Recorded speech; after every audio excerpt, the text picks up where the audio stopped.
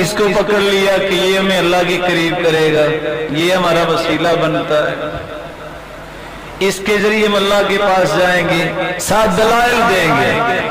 اور بھائی جج کے پاس جانے کے لیے وکیل کی ضرورت ہے، ہم کہتے ہیں آپ ٹھیک کہہ رہے ہیں، وکیل کے ذریعے جج کے پاس جانا چاہیے کیونکہ محترم ہے، لیکن اگر وکیل کا ہاتھ ہی پکڑ کے کہو تم ہی جج ہو تو پھر تو اعتراض بنتا ہے نا۔ اور بھائی چھت پہ جانے کے لیے سیڑھی کی ضرورت ہوتی ہے، کوئی اختلاف نہیں میرے محترم، لیکن سیڑھی پہ بیٹھ کے کہیں میں چھت پہ بیٹھا ہوں پھر تو اعتراض بنتا ہے نا۔ جس کو وسیلہ بنا رہے ہو، محمد کریم نے کس کو وسیلہ بنایا، 1,24,000 پیغمبروں نے کس کا وسیلہ بنایا، اور 1,44,000 صحابہ نے کس کا وسیلہ بنایا تھا۔ انہوں نے وسیلہ کس کا بنایا؟ اللہ کے نام کا، اللہ کی ذات کا، اللہ کی صفات کا وسیلہ، نیک عمل کا وسیلہ اور نیک لوگوں کی دعا کا وسیلہ، تین ہی جائز وسیلے۔ اللہ کے رسول سے بھی لوگ دعائیں کرواتے، صحابہ سے بھی دعائیں کرواتے، آج بھی کتنے نیک لوگ ہیں ان سے ہم کہتے ہیں ہمارے لیے دعا کرنا جائز ہے،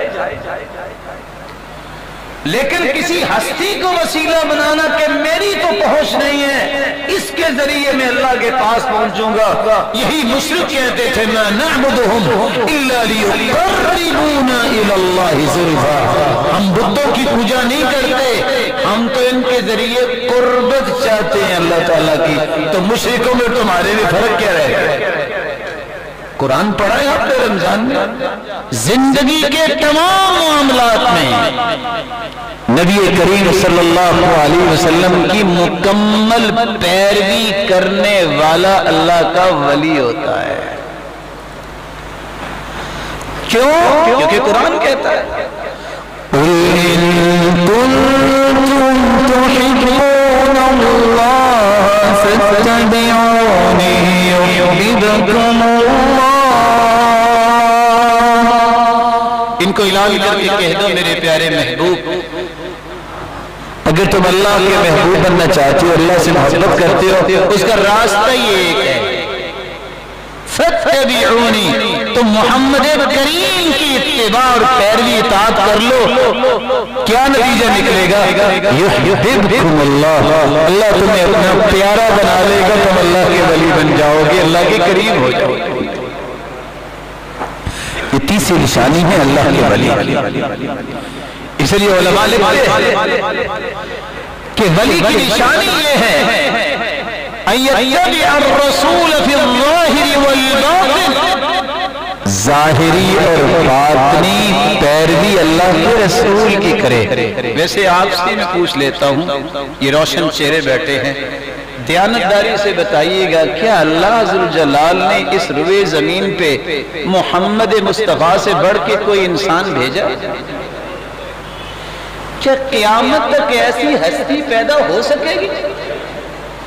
جب اس جیسی ہستی اللہ نے آج تک پیدا ہی نہیں کی، نہ قیامت تک پیدا ہو سکے گی، پھر اطاعت کے لائق وہی ہستی ہے جس کو اللہ نے پوری کائنات کا سرتاج بنا کے بھیجا۔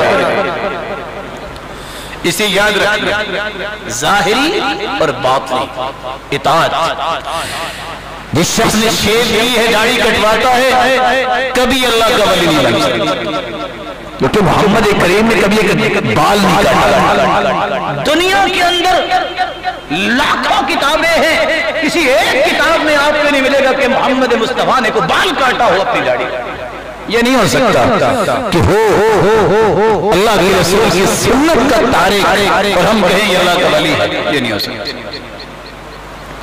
وَكُلُّ مَنْ يَدَّعِي مُحَبَّةَ اللَّهِ وَوِلَایَتَهُ بِدُونِ مُبَایَعَةِ الرَّسُولِ فَهُوَ كَاذِبٌ مُفْتَرٍ۔